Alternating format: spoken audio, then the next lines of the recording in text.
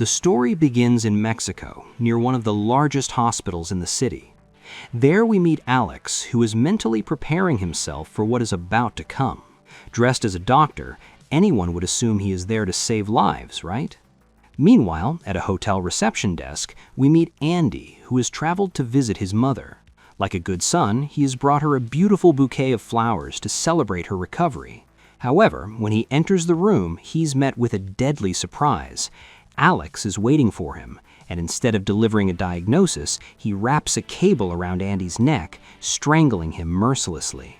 The scene is devastating, made even worse by the fact that Andy's mother witnesses everything, helpless, restrained by her oxygen mask, and unable to call for help.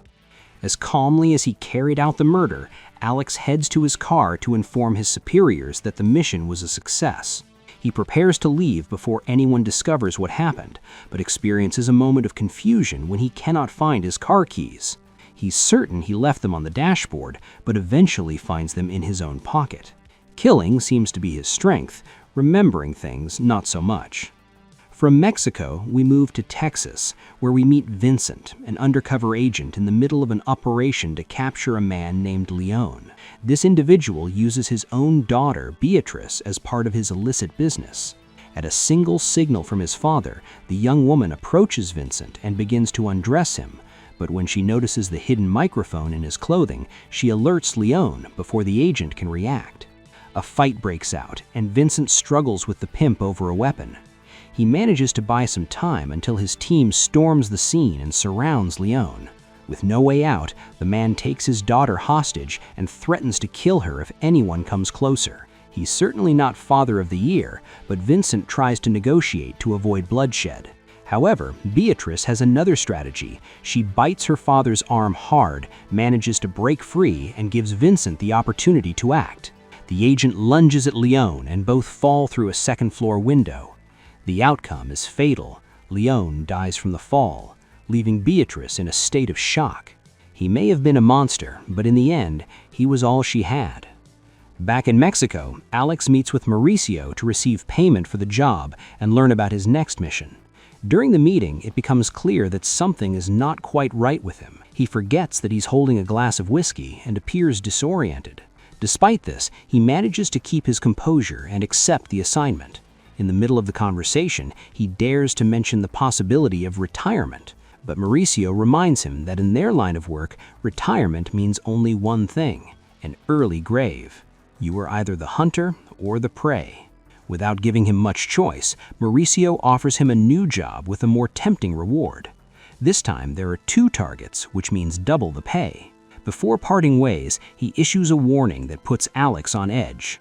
His brother is in the city, and that has never been a good sign for him. Hours after the meeting, Alex is already in Texas. He checks into a hotel under a false identity, and in the privacy of his room, he prepares his equipment for the mission. He carefully examines the file he's been given, but for now, he only has a name: Eli, along with a photo of his first target. About the second target, he knows nothing yet. Meanwhile, Vincent, unable to ignore the suffering of others, visits Beatrice at the refugee center where she was taken after the operation. To his superiors, the mission was a success, but for the young woman, her world has just collapsed. Despite her anger towards Vincent, Beatrice listens to his explanation. He makes it clear that he was not the one who killed her father. Rather, the man's own actions led him to that fate. Even so, Vincent offers her an opportunity. He can help her obtain a visa so she can travel to the United States and start a new life, far away from violence and gangs. While she considers the proposal, Alex has already managed to infiltrate Eli's hotel room. Without wasting time, he forces him to hand over the hard drives, and once they're in his possession, he executes him without hesitation. As he leaves the hotel, he sends a message to his contact confirming that the mission has been completed. On the other hand, Vincent and his partner Linda receive their next case, and fate seems to be playing a cruel joke on them. They are now in charge of investigating Eli's murder. Wendy, the widow, is convinced that it was a robbery since the safe was opened. However, Captain Gerald is not so sure and also brings bad news. The unit is going to be dismantled, and Hugo, an agent Vincent trusts, will be deported to Mexico. Although Vincent tries to intervene on behalf of his colleague, Gerald challenges him, insinuating that if he continues to disobey, he could also jeopardize Beatrice's visa application. Thanks to his discretion, Beatrice is taken in at a shelter in Texas, where she is supposed to have a chance to start over, but that hope quickly fades. As soon as Vincent leaves, Alex infiltrates the house in the middle of the night and surprises her while she sleeps. However, when he discovers that his second target is only a child, something inside him changes. Terrified, Beatrice begs for her life and swears she will not say anything. Unable to carry out the mission, Alex decides to leave. When his intermediary shows up to confirm the job, Alex reacts violently, beating him mercilessly for even suggesting that he would kill an innocent child. But his refusal to complete the task has consequences. His failure is reported to his superiors, including Devana, who is not only furious, but also aware that Alex has the hard drives in his possession. The next morning, Vincent receives a phone call that leaves him stunned. Beatrice has been shot and killed. Devastated, he rushes to the shelter, where he confirms the terrible news. Meanwhile, Alex begins to doubt himself. He experiences flashes in which he sees himself holding a gun to the girl's forehead, but he does not remember pulling the trigger.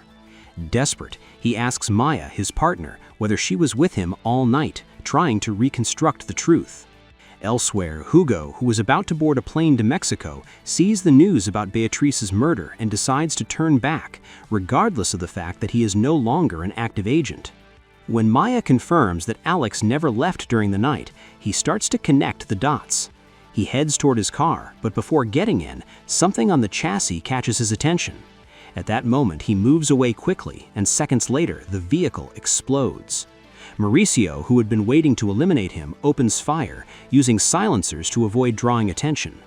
In the midst of the chaos, Maya, who was only trying to catch up to him to give him his medication, is fatally shot. Filled with rage, Alex lunges at Mauricio and delivers a brutal beating. Then he ties him to the car seat and, in a final act, turns the vehicle into a fireball, explosively ending a long friendship. Later that same day, Vincent meets with his friend Danny from the bomb squad, who analyzes the remains of the destroyed car. Danny tells him that they have found interesting information and promises to let him know as soon as they have something more concrete. At a bar, Vincent meets with Hugo, who has decided to stay in Texas.